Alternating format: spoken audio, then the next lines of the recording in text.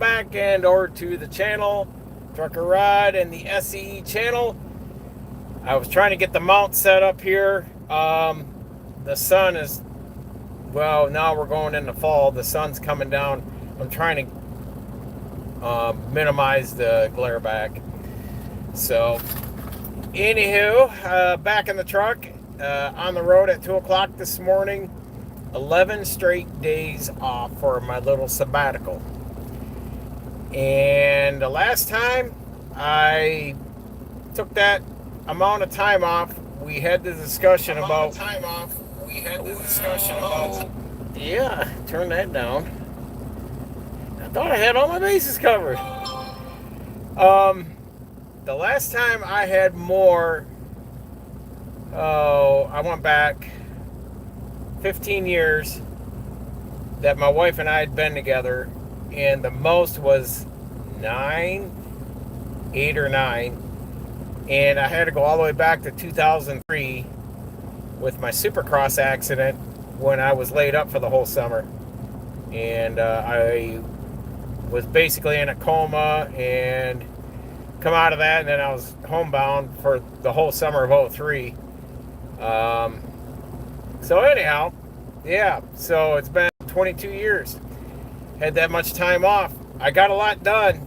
We'll talk more about what had transpired this last week and huge moves for us going forward. But that'll be, I want to say that's going to be towards the end of October. We're still shaking and moving. I did have, it was just weird. I knew I had a couple, 2, 3, 4 details scheduled. End up doing 9, and ended up with 4 of them that were 4 of them out of the 9 were ceramic coats. So made some good bank. Paid off some debt and was able to put some capital into the business account. So we're moving along very well. So before we get into more discussions, if you could smash that like button, comment, get in the live chat here, and stir up the discussion. I'm going to let you guys run the discussion. I've been off. I didn't live stream last week because there was, out of the 9 vehicles, 3, 4 of them had me from like 11 in the morning till 11:30 at night. 12 hours, so because I was trying to get them done all in one day. A lot of that stuff was a 2-day job, and because I had so many coming in back to back, and I wanted to have some time during Labor Day, which we did sparingly, able to hit some cookouts and stuff like that at our other property. So therefore, we got to still have some good time together. And last weekend was the annual golf cart poker run, so we got to do that. And at every stop, you do your cards, then that host fills out the card for what you got when you flip your card, playing card over. But then you also get to chip in $1. Some of them were you buy a drink, and the one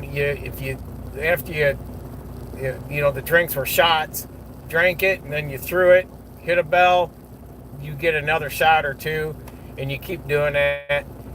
So my neighbor, he did Speakeasy. He did the theme was Speakeasy. He did the 1920s swing time and Prohibition time. So his booth was set up like Prohibition, back alley stuff. They dressed the part too, so they knocked it out. So Steve, you knocked it out really well. And he makes his own bourbon. So by the time I got there, I want to say I had about 6 shots of bourbon, and I want to say after about 10 minutes, boy, that really hit you in the boo-boo right there. I was feeling it. So luckily, all we were doing is driving around on golf carts. So By the night's end, everyone was pretty loosey-goosey and hooping and hollering on the golf cart. So we had a good time. Um, yeah, it's been a while since the wife and I have been able to really take some time and kick our feet back and let loose a little bit. So that was nice last Saturday. Labor Day weekend, shoot, what did we have? One night, we had some kind of meat night every night. It was meatloaf night one night with our neighbor.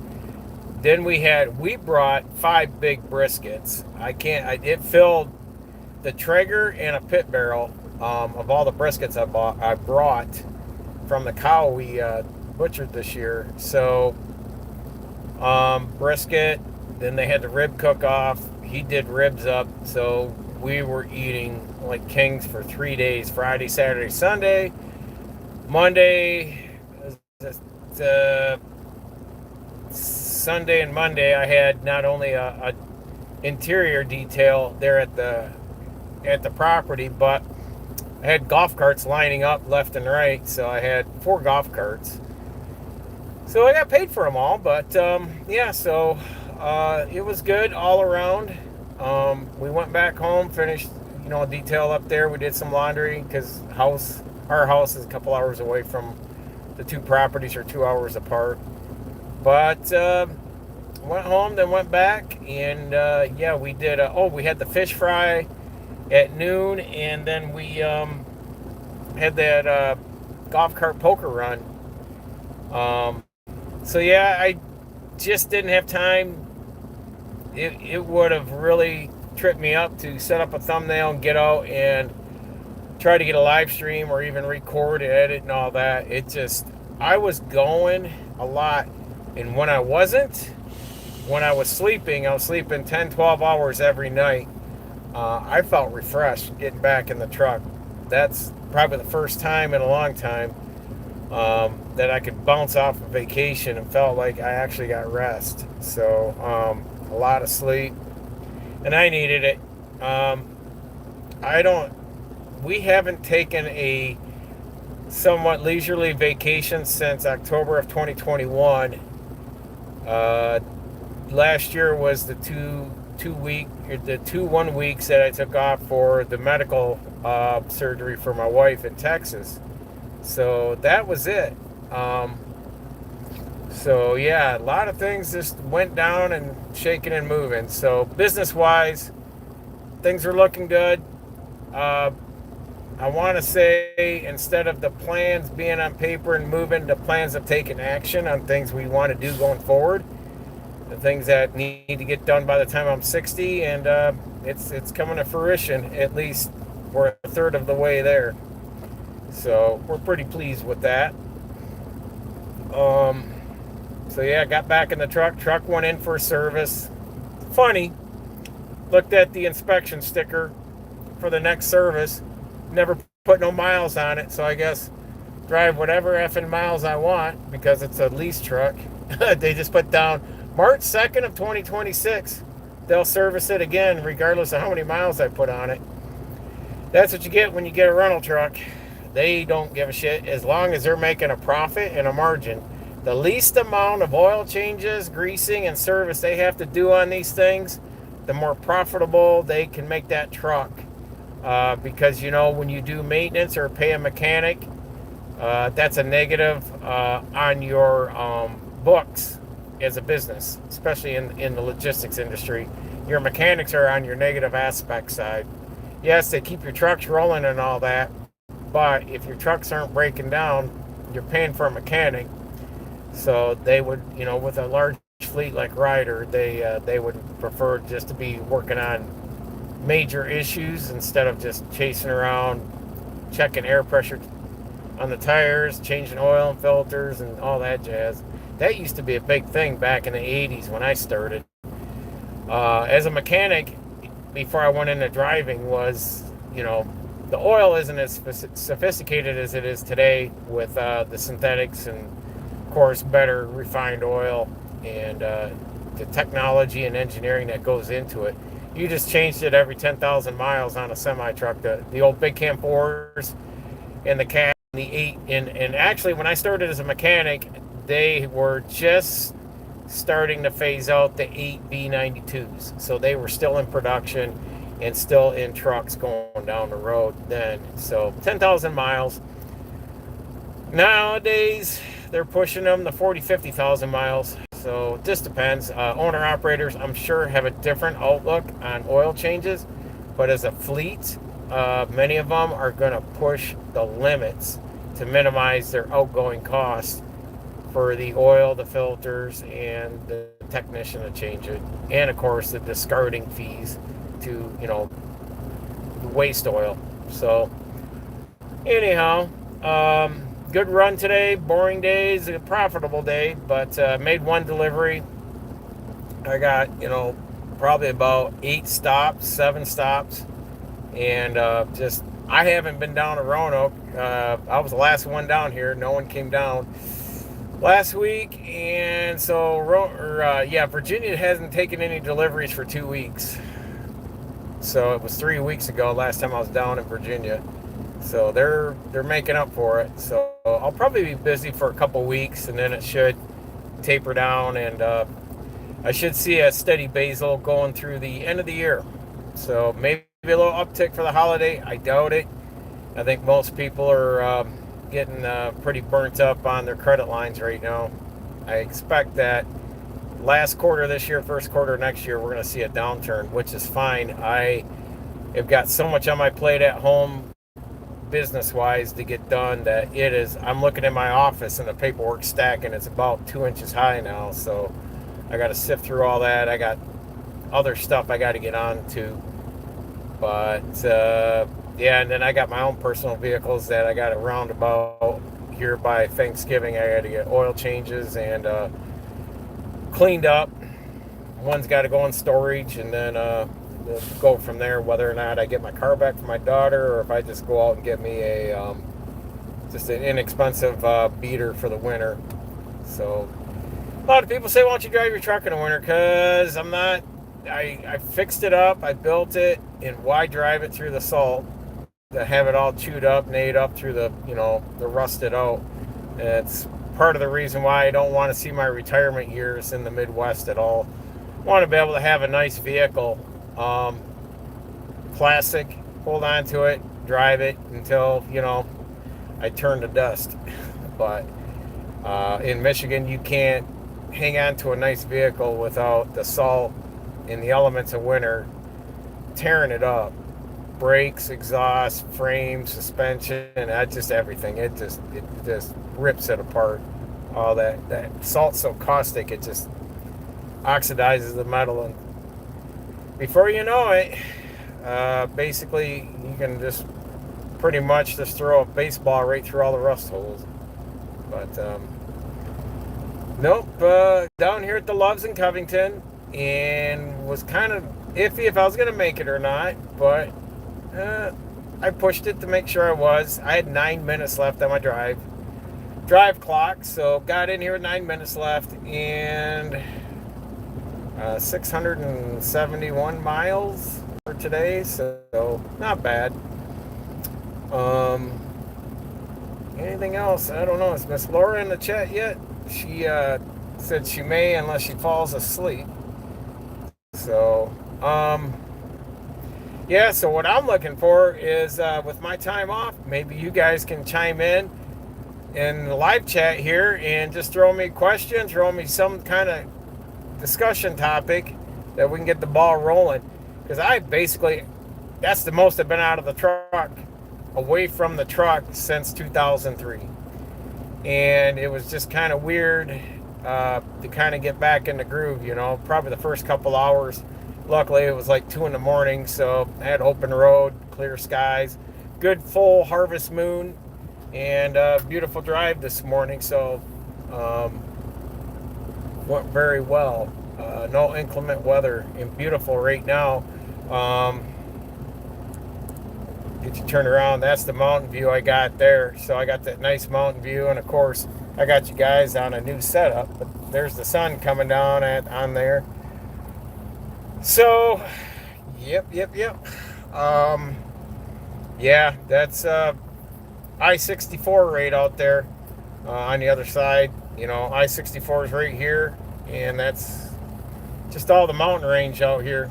So, and then of course, I was commenting earlier, the shit show at the fuel island at Love's is getting to be any no worse than the damn Pilot. Oh, I hate being at a Pilot. It's like the landfill of truck stops anymore. What the hell is that?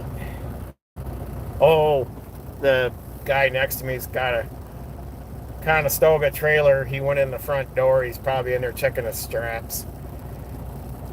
I thought, heard a bunch of racket next to me. So yeah, of course, let me turn you back around. I find this funny. I'm sitting here and I'm tired. I'm like, I threw my sleep schedule off. So the fuel island's right there. So Super Ego, yes, Super Ego. I got Swift on the right of me. I have Super Ego 2 trucks down now, but he was right next to me. He pulls in. All you had to do is pull straight up and back straight up.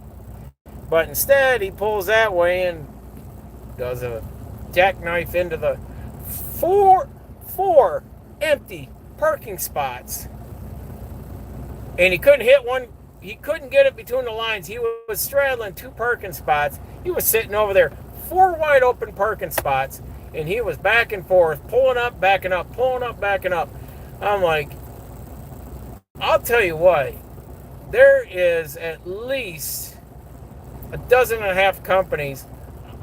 I would rather go shovel pig shit on a farm than to ever drive for those ass monkeys. And that's one company I would not. Swift is the other. JB, Snyder, shit. Who else have I? Oh, Useless Express. There's another one out there. All these mega carriers. I'm like, I wouldn't work for you. I would walk away. I'd walk away from trucking if that was my options. But yeah, and you see that kind of stuff, and you wonder, yep, that's what you get. That's what you're paying for.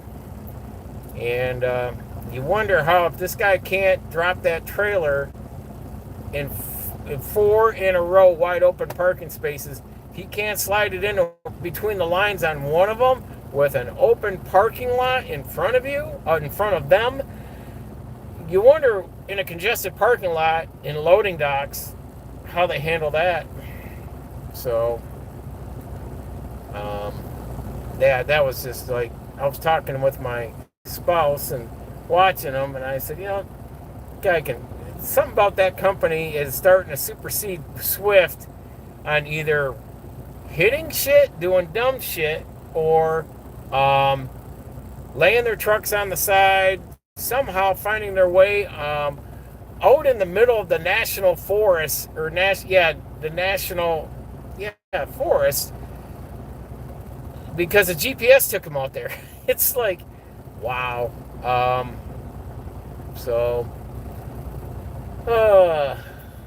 What else? I don't know of anything else. Nothing really exciting happened for us last week. To really say, to have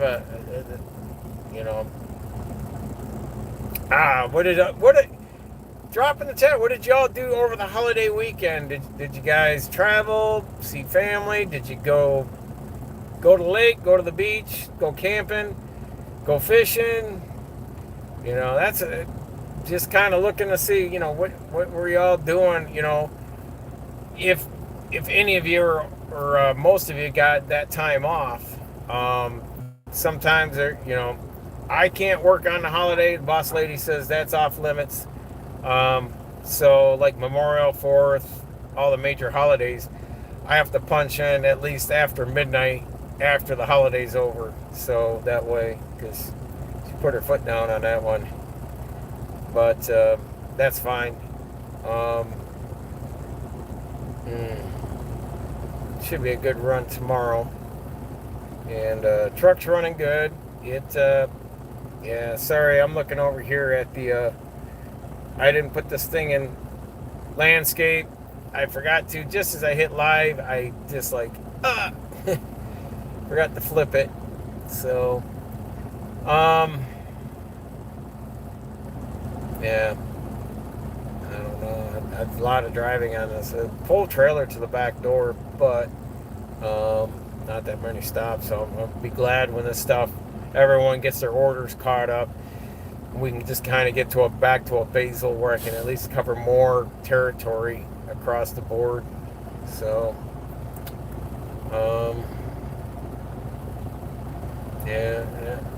Trucking news out there right now. There's still shaking and moving in the industry with policies. Big thing, I think, when I was off, the biggest thing I heard was Texas is going to enforce ELP for intrastate because they've got the largest demographic of foreigners driving within their state that can't speak a lick of English. So, and Abbott wouldn't have pushed for that, but because, oh, come on, election time. I was thinking voting. They're going to be voting. Elections coming up. So the guy that's running against Abbott has already said he's going to get in there and start shutting down a lot of this crap and start really ramping up and forcing hard on it. So, because if you know Governor Abbott in Texas, he is part of the World Economic Forum. He's part of the global elitist. He is not all what he claims to be. And so I think that state would benefit from someone a little more aggressive for, that keeps that state true to its colors of how it's been. Whatever you all do, don't become Chicago, don't become California, don't become New York. It's just senseless nonsense that people want to stand around, have handouts, and then blame the white man for not getting, their food stamps and all that crap. So, and a lot of the times it's the women, but it's black and white women complaining about EBTs. I've seen a lot of that lately. And I just laugh. I'm like, a job could fix that, but well, I got kids. Well, should have kept your legs tied and or made a better choice of picking a man before you went to bed. So, hey, I'm gonna say it out loud. It may offend a lot of people, but it is what it is. I was there, and I actually raised my son. His mom gave me custody of him, and I raised him from 5 years old up until he graduated college. And I paid my support and spent time with my daughter during, my allotted visitations. So, and I have a relationship. I can call my kids and have discussions with them, so it's not like I don't know them. But, yeah. A lot of these people have had kids just to get the tax ride. And I've personally seen family do it, so just poor way to go in life. Instead of applying yourself to set yourself up with a career that could carry you instead of being on the government dole. So I think we all know how that plays out, and it's a short-term fix, but it's never going to fix when you're older. And you hope your kids don't hate you, so then you got no one to take care of you when you're all crippled up and sitting in a wheelchair. But what else? Outside of that, yeah, it's just the same old crap out on the road. I mean, it's like a demolition derby shit show from East Coast to West Coast. And with all the politics playing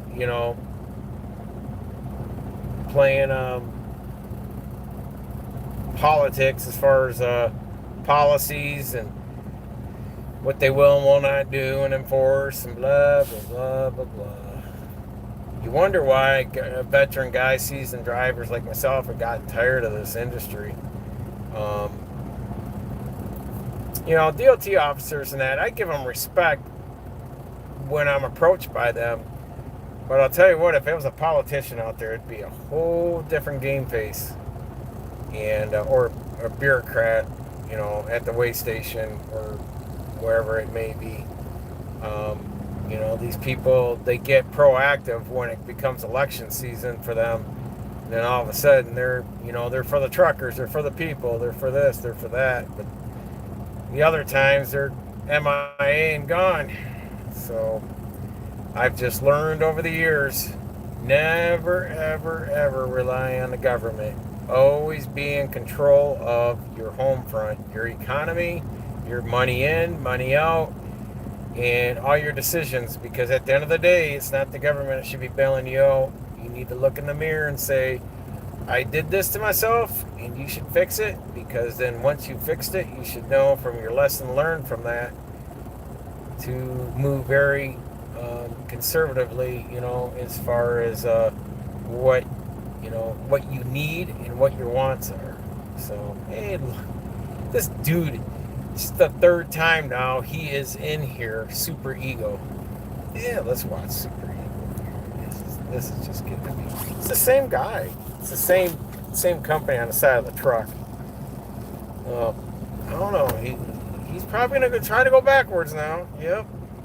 You get all straightened up. I don't know what he's doing. He's wiggling and wiggling and wiggling. He's taking the whole football field, so if he's gonna back all the way up, it's kind of comical. I find it hilarious. These truck driving schools, they pump and dump these guys out in a week or two, and then they come out here with an 8.5 foot wide, 70 feet of truck and trailer. Yeah, this is an easy backup. Like I said, what do you do when you're in New York or on the East Coast and you're in a congested area and everything narrows down for you, and you really got to maneuver that trailer around in a tight spot, and that really tells you who your seasoned drivers are. So, yeah, I'm trying to keep that sun off from me. I've moved these things around the best I can, but I apologize if they're still. That's better. So, chat's kind of quiet. I've been 28 minutes into it. I don't think any of you guys got any new news any more than I do. I just wanted to get out here, and we were super busy. I don't think the wife was going to be too pleased for what little free time I had to spend with her, that I'd whip out the phone and drive around on the golf cart down by the lake and be live streaming or even recording. So she wasn't down for that. And to be honest, most of the time I had my phone next to me when I was detailing. When I wasn't detailing, my phone was in the cupboard in our house. When I'm out with friends on the golf cart there on the grounds, or we're out to dinner and that, my phone, I don't carry it with me. The kids know to contact the wife. I do not tether that phone to me. Plus, I was on vacation, so I'm like, work shouldn't have to call me for anything. And so, yeah, I just needed to get unplugged from the phone here that I'm now talking to you in. Yeah, I tossed it up. I think I threw it on the charger and up in the cupboard. I just said I just basically had to get away from the phone and just unplug from everything from this truck. And it was nice to be able to walk away from this truck. Never had work in my mind except for last Friday when it called to let me know, my route, and just let me know my truck got service. It's back. It's hooked to the trailer that I'm taking off with, and I'm good to go. So it was like 3-minute conversation, and that was it. Otherwise, those 11 days, I had no anxiety or anything like, oh, shoot, like sometimes some people just can't unplug from work. And let me tell you, the day I step away from trucking and off in the horizon, it's like I'm not going to miss it, because I did not miss it last week. I was in my glory. Just kind of doing my thing, because I have enough stuff at home to keep my mind occupied and for me to make money in the businesses I have. So But yeah, that's going to be a discussion that, as the months go by, the discussions are going to get a little bit more revealing and of what we're doing and how we're handling it. It is a strategic way of plugging and playing and making things work. You can't just. A lot of people just expect that they're going to start a business and in a month they're going to be prospering and rich, and it takes years. Just like a lot of people go to college and they get a college degree, and when they graduate they just think employers are lined up and they want them and they're going to get the big money. And let me tell you, that is anything but far from the truth. That is the biggest propaganda lie that they could sell you right now, is to go to college. Unless you're going to be an RN, a doctor, or an engineer of any discipline, don't go. It is a waste. And it's just my take on it. I thought, in the 90s, that was the story to sell you. And I bought it hook, line, and sinker, and I went off and I racked up the student loan debt to change the profession of what I was to what I wanted to be, and I'm back right where I was, and actually making as good, if not better, money than the majority of people in healthcare. So, outside of that, at least I'm in here by myself, and I'm not in a hospital or on a floor or in an office cooped up with a bunch of prima donnas and bitchy women. So I'm pretty content out here doing this. That's why I said if I leave here, I got to work for myself, because there's no way I've not been known to play nice. At times I kind of go unfiltered, and I'll say what I got to say. I'm not going to hee-haw and, around the bush on it. I'm going to tell it the way it is. I don't care. It may butt hurt some people, but oh well. But, yeah, sometimes you do have to be straightforward. And, because our society's become soft-feeling people, that, if you say something, you're going to offend them or hurt their feelings. Like, if you're 18 or over and you're a grown adult, then you got to learn to take it. You can dish it out, you gotta learn to take it too. Who do we got in here today? Alright, hey, I'm a freight broker. What is your MC number? I'll be glad to share my loads with you. We're a private fleet, so no MC number, and we have an MC number, but I can't give it to you because we're a private fleet. We haul our own stuff, and no, we don't broker stuff out to other companies. Because we are specific on what we haul, and we are trained to handle finished product unloading for our customers. So yeah, no brokers for us.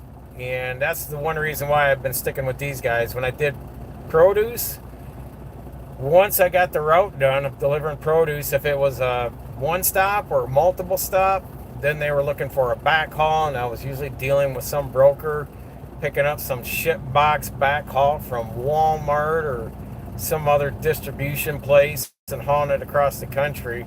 And I'll tell you what, I wasted more time sitting in docks on backhauls than anything. It was a shit show. But these guys, our backhauls most of the time are internal hauls for our own business. So yeah, we handle all of our stuff ourselves. So just a small private fleet, and that's it. So yeah, man, you have a blessed week. Yep. All right, thank you. Thanks for checking in. But yeah, no, that's like I said. When I'm done driving, when I leave this company, I'm done driving. Because I'm not going to go back and do these back calls and sitting in docks with refrigerated shit. Reefers are the most horrible things to sit and wait on to get loaded and unloaded. And I told that to my wife. I said, the only way it'd be is it'd have to be a sweet deal with either a W9 or a Peterbilt, and she'd have to come along with me for that last ride in the Horizon. Otherwise, this company's it. I'll let you guys know when that day comes, when I take my final ride out here into the Horizon. I'm taking you guys along every day for that last week I'm out here.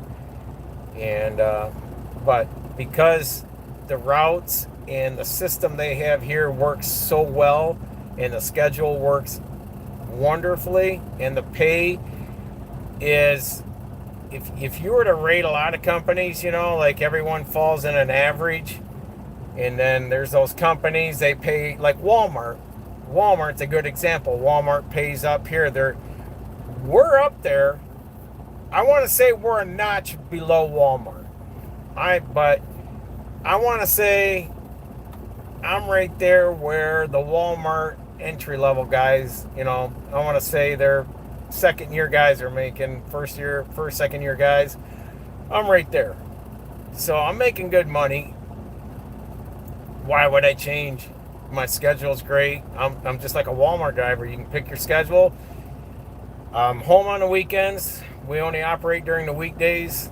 This has been a great storyline for me, and I'm liking it. So my days are getting numbered out here. That's all I can say because I'm getting older. Hey there from England. Appreciate you dropping in, and thank you. Wasn't sure if we were going to get, you guys just started the live chat, getting it going here in the last couple minutes. I was going to shut it down here about 5 minutes ago, but yeah, that first chat got me conversing. So that's what I'm looking for, is if you guys got any questions, I'm letting you guys lead the live stream tonight. I'm letting you guys bring up discussions that we can talk about. I came off 11-day vacation that I haven't taken that many days off, like I said, since 2003. And I got a guy with a big-ass dog next to me, just stuck his head out. I was like, jeez. Yeah, it's been like I said, I got nothing. I had so much shit going on at home, I wasn't even around YouTube, other than watch a few channels here and there. What truck do you drive? I'm interested. American trucks. I have a 2022 Freightliner Cascadia. Full sleeper, pretty much with all the doodads in it. Inverter, refrigerator, microwave, little TV. So it's enough because I'm a regional driver. And the sun is coming in right. Don't want it. There we go. As a regional driver, I only cover just a quadrant of states. So I cover the Western Maryland, Virginia, West Virginia, half of Kentucky, a little bit of Southern Ohio, and then sometimes they'll have me pick up overflow when I get back in if I got hours, around the Midwest states of the United States here. But so yeah, usually I'm out 5-6 days in that average. So I like being down in the area I'm at because I'm able to divert myself away from the heavy snowfall that they get more north. And that's the whole premise of this route, was I'm sticking on this route. And when I give it up, it means I'm done driving, I'm walking away, because I don't like driving in the snow. I've done it. It didn't bother me when I was younger, but as I've gotten older, I'm just getting tired of it, man. I'm going to be 60 years old next year. So, I'm not going to retire. A lot of people are like, when are you going to retire? I said, I'm not going to retire. I've got businesses that will cash flow me, that I can sit in a little studio at home. In 10 years, I'll be able to just click buttons on a computer, make money, spend maybe 4 hours a day or less, and then go out and spend the rest of the day for myself. I saw it froze up there. Sorry about that. So, awesome. Snow driving does seem dangerous in a big rig. It is.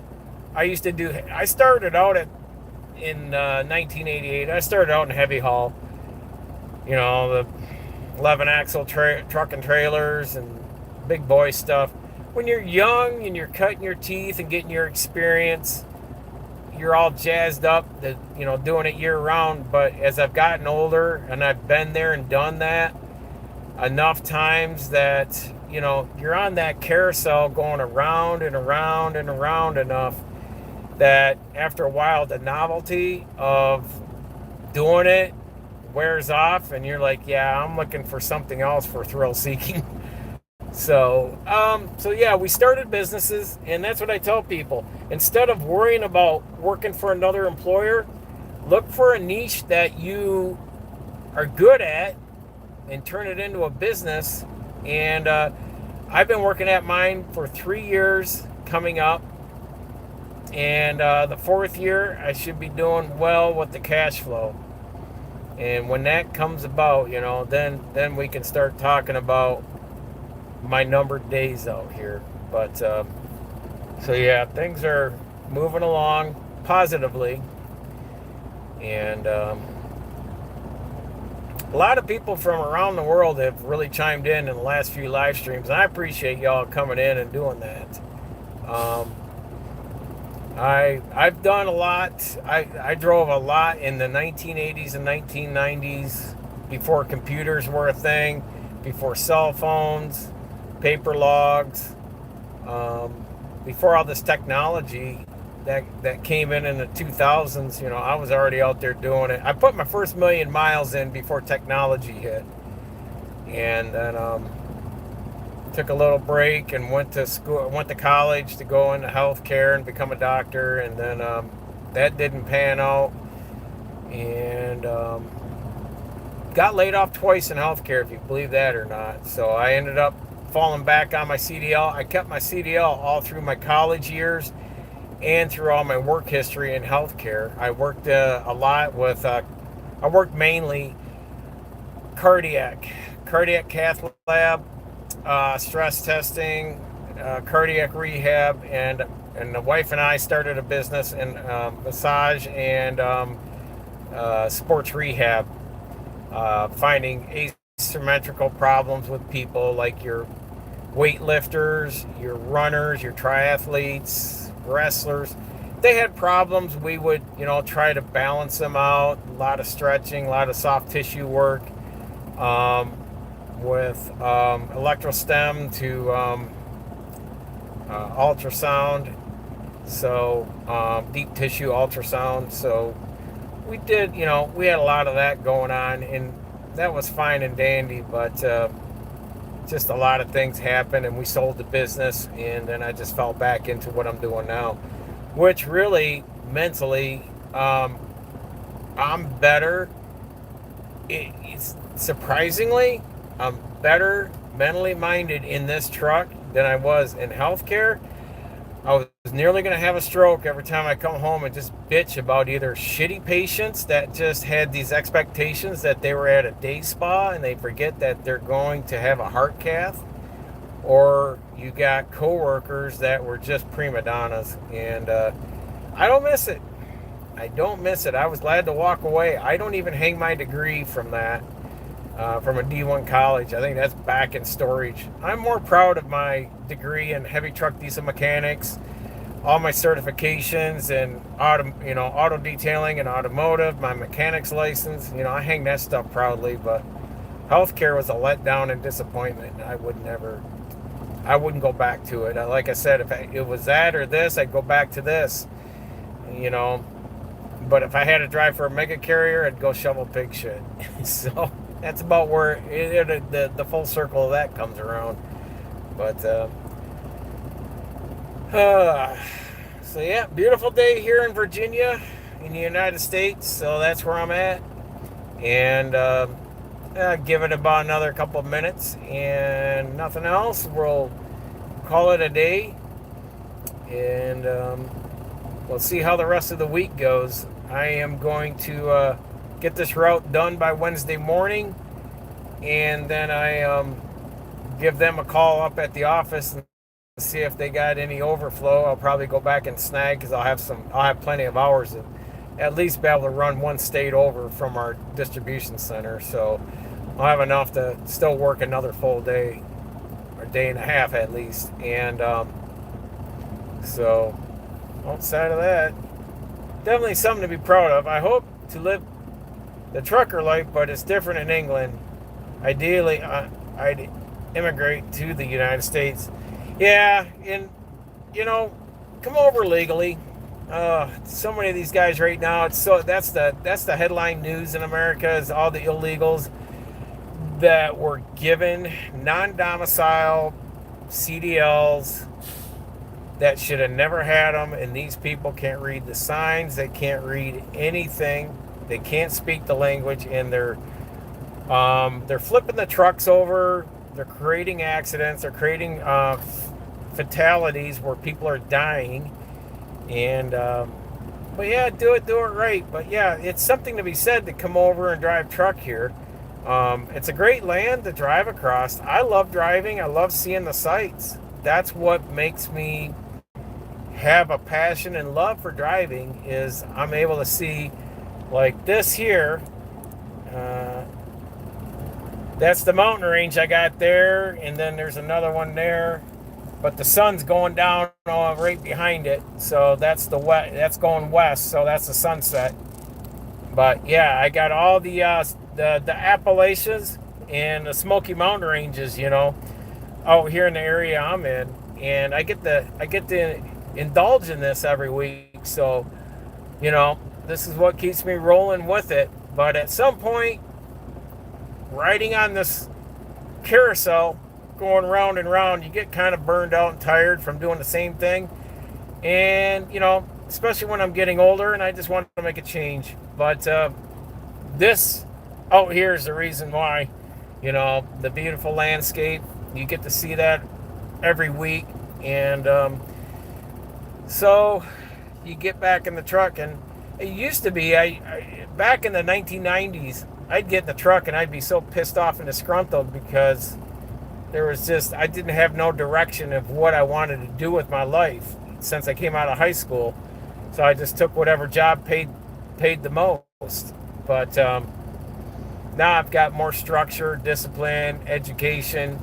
So I know what I want in life, and I'm going after it. It takes, patience and time to make things happen and make money at it. But, one day I'm not going to be doing this anymore. So, at least I'll have the stories around the campfires in the future, or in the nursing home, to have discussions of the places I've been and the things I've seen. So, yeah, it's beautiful out here. I respect what Trump is doing. Yeah. Yes, and I really wish Europe would be doing more for their people. But, boy, are they're really making it rough for the citizens all through the EU over there. And it's sad, but it's these bureaucrats and these non-elected people that are in there pulling the strings. But we don't want to get political here because, I'd set this up not to be a political channel. Like I said, all you can do is take care of the person you see in the mirror is responsible for everything in your life, not the government. So if you make bad financial decisions, then it's your job to fix those financial decisions, pay your debts, not buy things that are not needed, jazz like that. You need to be in control of your money in and money out and your economy at home. And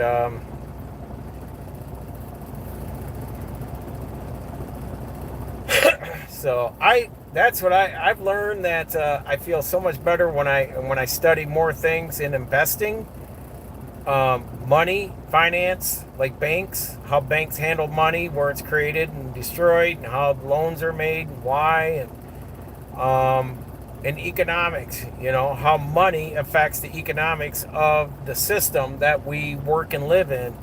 So I think that's more intriguing to understand and learn than politics. It just seems like just a dead-end soap opera that just never will go away. So so that's what I wrap my head in, because then with those three, I can adjust my way of life and hopefully make my life more prosperous as I march forward. So, watching this guy over here, that's why that truck's sitting there. This guy over here is trying to back in. I don't know what he's doing, but he about clipped that Peterbilt. He's almost clipped the other Peterbilt there. Yeah, it's getting to be the end of the night. I park here at this end of the lot.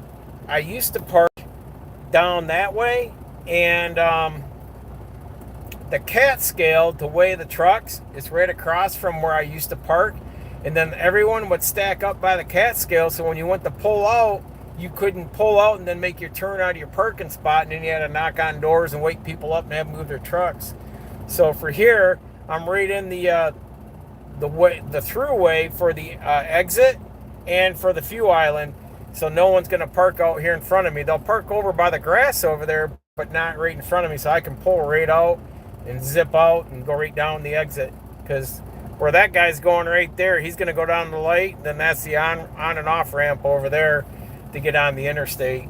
So that's the one thing I guess my advice tonight is, when you park, whether you're at a truck stop, at randomly parking for a break, at a shipper receiver, or a hotel, look around and ask yourself, what's your exit strategy for when you go to leave, whether it's an hour or 12 hours from that point. What possibly could be in your way to obstruct yourself to get out of that parking space? So you always want to leave a good exit strategy. And the fact that, throat's getting dry, hold on. But leave yourself in a position too where people will not hit your vehicle. Those are the things I look at when I park, is not to leave myself getting my hood ran over or something hit on me. But and it's a good spot, because when I sit here, I get this nice view with the sun. It's a lot nicer. You can see it starting to, but you'll have that full mountain range all the way around. It's just if I turn it, the sun glares out. But yeah, it's just a beautiful view sitting here. That's the key thing with me. When I park, and if I got an opportunity to take a parking spot that's going to give me a good view, I'm going to jump on that all day, as long as it's a level spot and I'm not like half leaning to one side or the other. But or the back of a lot where I got a tree line where I can go sit in the back or something like that by a creek or whatever it may be. I've sat at a customer in southern Kentucky. I went up and sat in his field out by his warehouse, and there was an apple tree probably about 50 yards away, like the length of this parking lot. He had an apple tree out there, and I was just watching deer coming and going all evening like this, eating away off that apple tree. And and it was quiet up there. You could hear the crickets and everything. I was all by myself up there until they came in the next morning. So those are the kind of, spots I try to pick, where I can be in a very nice position. Or if I know the customer that, hey, I'm going to get there tonight, they'll leave the gate open or give me the gate code or whatever it may be. And then I can park there. And I've got some really cool customers that bring it on in, and then they'll keep an eye on my truck and trailer from the cameras from their house, and while I'm sleeping and all that. So if the cameras go off, they'll look at them, make sure no one's bugging my truck. So I got some cool customers. So like I said, it's kind of hard to ever leave this company to go down the road for someone else.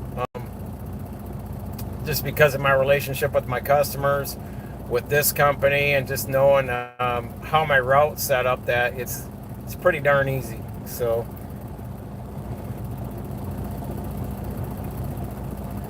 but yeah, and then this guy's coming in. So somewhere around here is a plant, and that's a yard switcher truck right there. So he's come in here twice already. Got fuel one time, and I think he came in for a pop. But he's shuttling trailers around here somewhere back and forth. But I don't know because I don't see much for plants around here because I'm right off the interstate. So, but yeah, some nights the fuel island gets to be a real turd show. But it's been pretty quiet other than one company out of Ohio, and I'm not going to throw names out there. But they're out of Defiance, Ohio. And he come racing through the fuel island, didn't slow down and creep past the pumps, blew through the pumps like a race car, out the backside, swung his trailer around here, truck and trailer around there, went back, and then he went back and pulled in behind another truck. I don't know what that guy's deal was, but you almost want to sit down and ask, what went through your mind at that moment of why did you drive like that? But to drive recklessly through the fuel islands when people are, obviously it's fuel island, but people are moving about in there and walking and stuff. So it just kind of blows my mind that you want to be looking both ways and being on high alert for people passing in front of your truck. That you don't hit them and kill them, ruin your day, and let alone the rest of your career. But, whether you injure them or kill them. But, yeah, some of these guys drive a little too reckless in the truck stops compared to what it was 30 years ago. But, I don't know where he's going. Because see where he must be swinging around. Warner there. Because that's all fuel island. That's all fuel island all the way down to the end of the grass down there where that light pole is. So some of these guys will fill in down over here. Yeah, he's just making a turn. It's getting to be that time of night now. Everyone's going to do the circle the wagons and be running around looking for somewhere to park. I've actually had guys come up because they see me sitting here doing a live stream. I've had truck drivers come up. Hey, are you going to be leaving because you're sitting in your seat? Your curtains aren't closed? I said, well, it's a nice sunny day. Why do I want to close my curtains right now? I'm enjoying the sunset, which when I hang up with you guys and get off this live stream, I'll call my wife and her and I will finish watching the sunset. That's how I've done this. I literally walked out like at the end of this parking lot like this in Birmingham. Was it Birmingham? Not Birmingham. Is it Birmingham? Birmingham. It's southern Alabama. Sunset like this. Went out to the end of the parking lot, propped my phone up to watch the sunset like I have it now. And then I stood like out front of the phone next to it like where my finger is. And her and I got to sit there together. That's how we used to sit and watch sunsets together. When I was always gone for like 1 to 3 months at a time. So we could share the moment. And that's something you got to get creative with your significant other. So the sun finally popped under that mountain just now.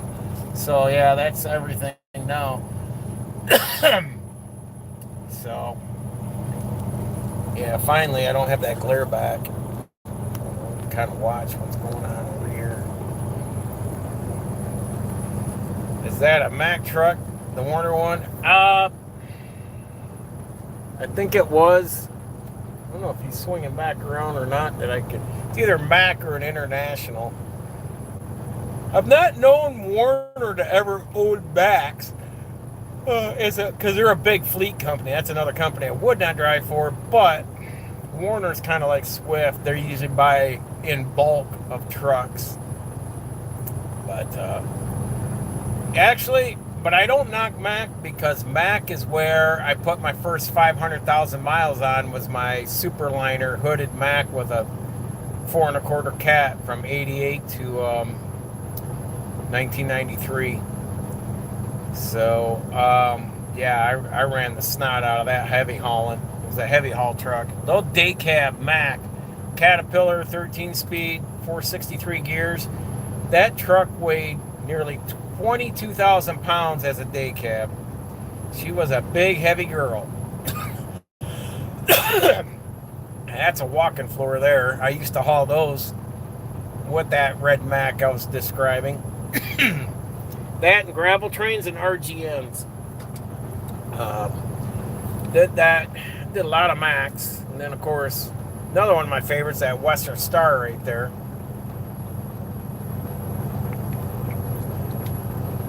Western Star makes a good heavy haul truck. That's what they specialized in, is heavy haul. But Kenworth, Peterbilt, Western Star, Mack, they were the big boys for heavy haul trucks. Freightliners, Volvos, they're good for over-the-road trucks. You know, and in the day, Ford made over-the-road and heavy haul trucks.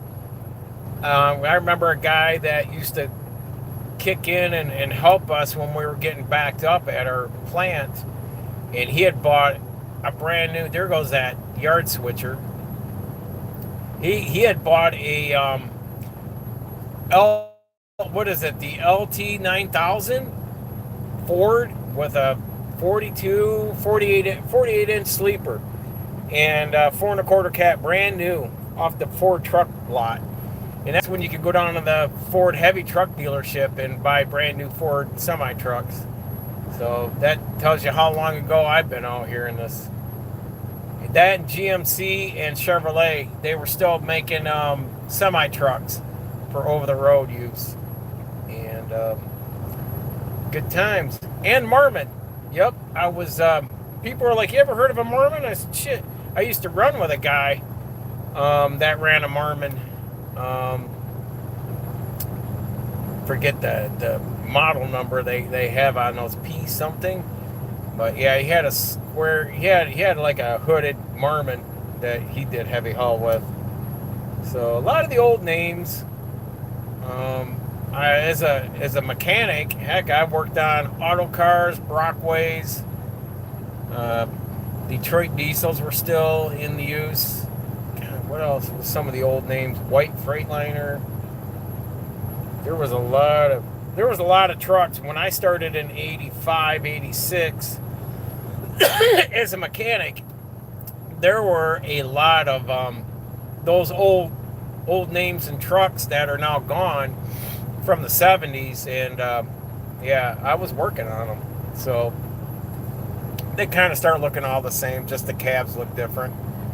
But yeah, the good old days. And they were the good old days, the days when paper logs, and if you still had to get there, then you just threw the paper log on the floor and you kept going. And you ran off paper maps. So the big thing was I had a stack of nearly every map except for like Alaska. But I had to have a map of Ontario and Toronto because I used to haul out of Bramalea, Hamilton, and Montreal. I'd haul out of those areas and then run out towards Missouri, Joplin. If I went to Joplin, I did a relay drop for the Texas guys. They would bring stuff up from Mexico, and then I'd turn around, run them back up north back in the day. But, yeah, that was some good times. Actually, boy, talking about Fords, I got actually pictures. I should post that sometime. I had the last... Excuse me, my throat's getting dry from talking, but my last over-the-road truck before I quit and went into healthcare was a Ford Aeromax with a 48-inch sleeper, condo sleeper. It had the N14 Cummins, 400 horse, and 10-speed. I liked it because it was a short wheelbase and I could get around in Chicago, St. Louis, Cincinnati, Indianapolis, cities. And or some of the tight yards. A lot of yards were so tight to get into to get your trailers out. And instead of having the big long hooded trucks. But I finished out that era before I took my break from trucking, a Ford Aeromax, and that was a pretty cool truck. Um, it had air ride, but the sleeper and cab was not air ride, so it made up for it. So you definitely had good seats in it. But it was a cool truck. So anyhow, my friend from England, so you were trucking in Canada as well. Yeah. I used to cross the border and run.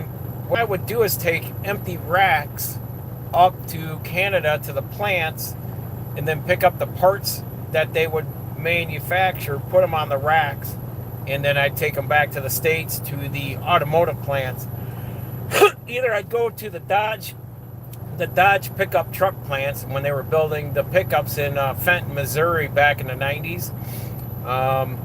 Or I would go down and take parts down. Could be running boards, could be the step bars, it could be headliners. I've hauled V10 engines when they were putting the V10 gas engines in the pickups. I would relay drop or take those down there, or relay drop other accessory parts down to Joplin or racks or whatever it may be. And I was all over, like from Kansas to Missouri and all that in the automotive sector. That's as far as I go. I dipped down to Texas one time, but a couple times down to Brownstown, but I zipped right back up. They wanted people to go across country. They wanted them as teams, but we would do a lot of relaying back in the day. So, yep, up in Canada, it was cool. I'd cross over either the Blue Water Bridge in Port Huron in the Sarnia, Canada, or the Ambassador Bridge from Detroit to Windsor, or I think what they call it, the Peace Bridge in Buffalo, over to Niagara. So I would enter one of those three bridges all the time, or I would cut across Canada, go through Buffalo if I had to run up to upstate New York, because they would do, I think they had some transmission plants. I know they had the transfer case for the four-wheel drive trucks. You pick up the transfer cases when they were built up in Syracuse, Rochester. So you're making me think back about 28 years ago. But nope, there's that Warren truck. That's actually a Freightliner Cascadia, that Warner truck. So that answered your question there for see if that was a Max. And nope, that was a Freightliner. And there's that W9 coming out. He looks pretty good there. Right there. So nice. Looks like a newer W9. It's like a 60-inch sleeper on it. Mid-roof. So flat top, mid-roof. I don't know what they call it on there. It's not their big boy aero cab. So they got the aero. Yeah, it is. It's a 60-inch aero cab. They got the aero cab, and then they got the studio sleeper. So anyhow,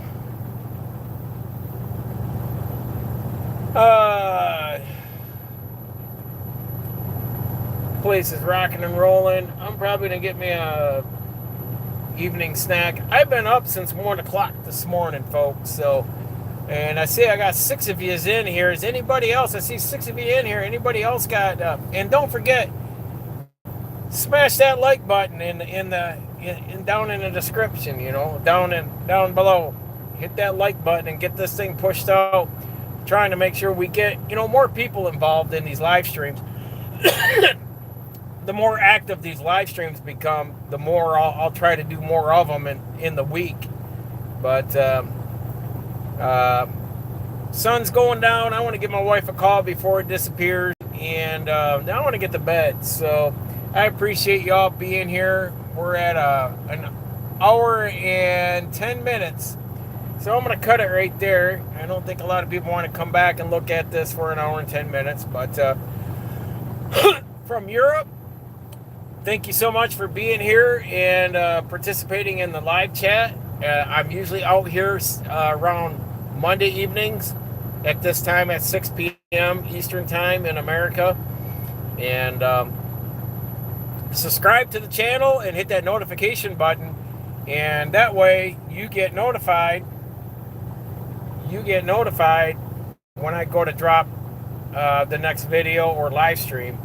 So I've got a ride-along video sitting in my GoPro. I've got to download and edit. And I got to go back and look at it because I got to remember where I recorded it from. It was before I went on vacation. So I forgot all about it until last night when I saw my GoPro in my bag for work. And I'm like, oh, I forgot to take that out and download it. So, but thank you all for being here. Appreciate it. And participating in the live chat. And look forward to seeing you folks next time through. Like I said, hit that subscribe button. Hit the notification bell. That way you know when I'm going to come out here and talk again. And hit the like so it pushes it out. Gets it to more people. Letting them know that you guys liked it and you recommend it. And maybe someone else may want to join in with us next time. So until then, stay safe. Continue educating yourself. Knowledge is learned, not taught. And we will see you all in the next video.